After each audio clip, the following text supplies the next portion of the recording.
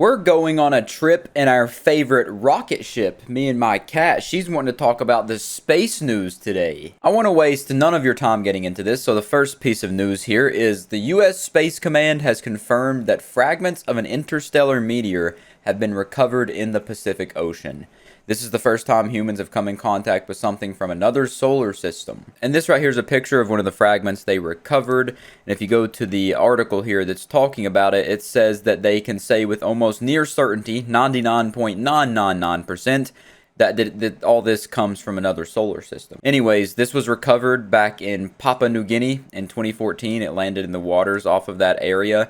And you scroll down a little bit more, and it says the composition of these spherules are made of 84% iron, 8% silicon, 4% magnesium, and 2% titanium, plus some trace elements. And they're sub-millimeter in size, and they found a total of 50 of them. And here's some pictures of them. You can see they look roughly planet-shaped. That one kind of looks like the Earth in the slightest bit, if you want to reach a little bit. Anyways, a quote from some of the people that were involved in this, they said it has material strength that is tougher than all space rock that we've seen before and cataloged by NASA. We calculated its speed outside the solar system. It was 60 kilometers per second, which is faster than 95% of all stars in the vicinity of the sun. And the fact that it was made of materials tougher than even iron meteorites and moving faster than 95% of all stars in the vicinity of the sun suggested potentially it could be a spacecraft from another civilization or some technological gadget. And this Harvard professor also compares the situation to like the Voyager spacecrafts launched by NASA. You just kind of send them out into the solar system, and then in like 10,000 years, they'll exit the solar system and collide with another planet that is billions of millions of light years away, and then they'll recover it, and then it'll be a situation like this. So discovering something like this from another solar system is quite a bit of space news, gets me all tingly in my taint region. But the next piece of little bit of yeah, that doesn't make sense. The next bit of news, NASA has now confirmed the existence of 5,470 exoplanets in 4,069 different planetary systems. And of those thousands of exoplanets, 198 of them are terrestrial and Earth-like. And that right there spawns a whole new debate in and of itself as to Earth-like planets being the only ones that could sustain life. We don't know what other life forms are, what they need to live and breathe, if they even breathe or whatnot. So the planets don't even have to be Earth-like. There could be things, entities, beings living on gas giants for all we know, because that could be what their bodies are formed of and whatnot. But regardless, that's too much to talk about right now. Let's take a look at this little picture here of all these exoplanets. A bunch of them are named Kepler. Some of them are HD. That is a big old mother chungus right there. Anyways, it's always exciting when new exoplanets get discovered, and this said that these 5,470 exoplanets are in 4,069 different planetary systems. And that just really, it's mind-boggling when you start to think about how large that is. The Earth is the Earth is one planet in one solar system, and then there's these thousands and thousands of other planets that are very similar to Earth, a bunch of them, that are in thousands and thousands of different planetary systems, very similar to our own solar system. And some people still think we're alone out there. It really is super frustrating, though, to be born in a time where I can't just itch that exploration scratch when I hear about all the news of new exoplanets being discovered and all these universal discoveries with the James Webb Telescope and whatnot. I just want to hop into a rocket ship and blast off through the skies like the little Einsteins, going on a trip in my favorite rocket ship. But unfortunately, that's not the reality, and it's not going to be the reality in my lifetime, or even like my grandchildren or great-grandchildren's lifetime. A couple generations down the line, if they make it that far, if Twitter doesn't cause World War III before then. But I just really desperately want to just explore these planets, go hop on them, go see what they're all about, see what's going on. It's so appealing for some reason. There could genuinely be nothing super interesting, but surely if the universe is nearly infinite and constantly expanding, there has to be some very cool stuff out there, some very sci-fi-esque things. Like, there has to be a planet where similar events to Star Wars have happened. Now, moving on to a new image that was released by the James Webb Telescope, and I just want to take a second to admire this beauty. All the pictures of the James Webb Telescope are so beautiful. Let me show you this. I actually put it on my credit. I actually probably shouldn't show you that. Just thought about that. Yep. I was going to show you my credit card that has, I put a custom picture of the Hand of the Universe image from the James Webb Telescope, but it has my information on there. You almost got me.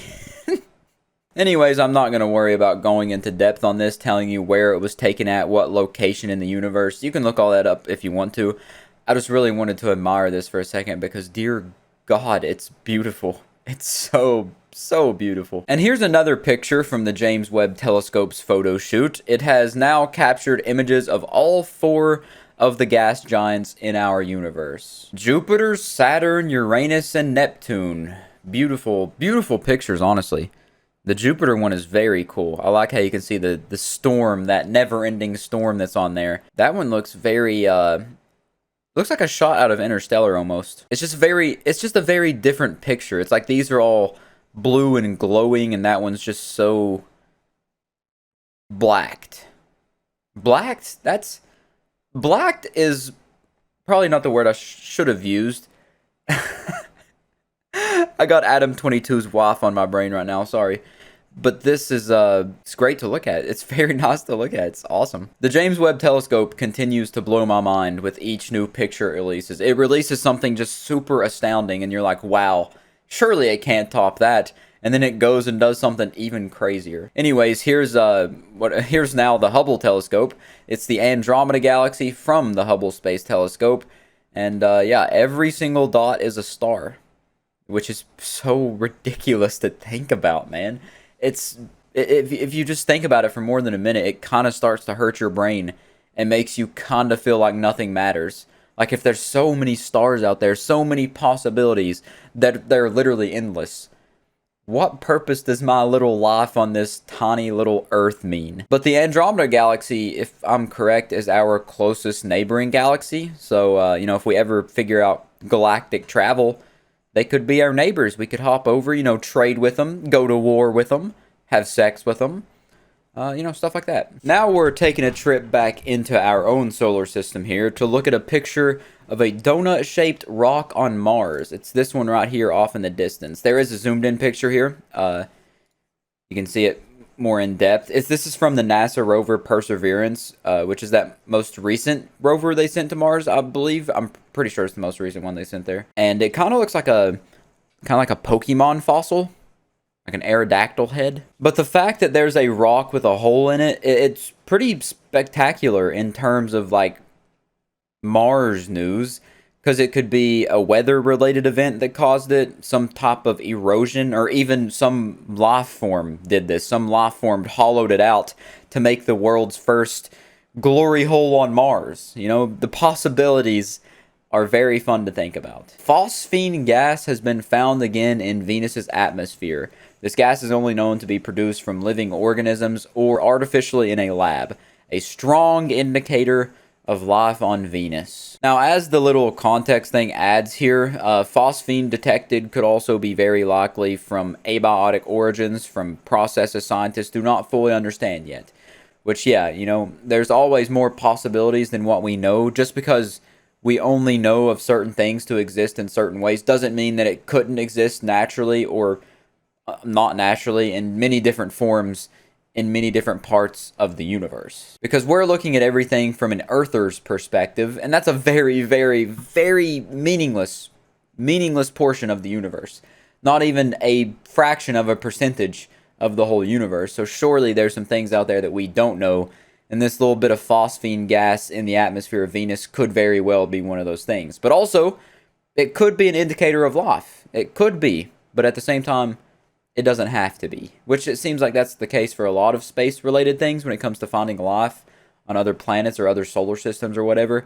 It could be, but at the same time, couldn't be also. Anyways, that's it. I just felt like making another little space news video. I enjoy doing these every now and then. I like to let the news build up for about a month or so and then hit it hard.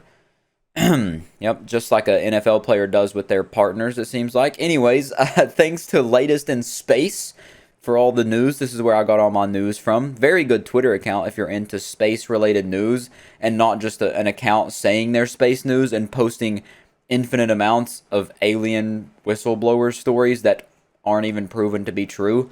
But other than that, I will catch you in the next one.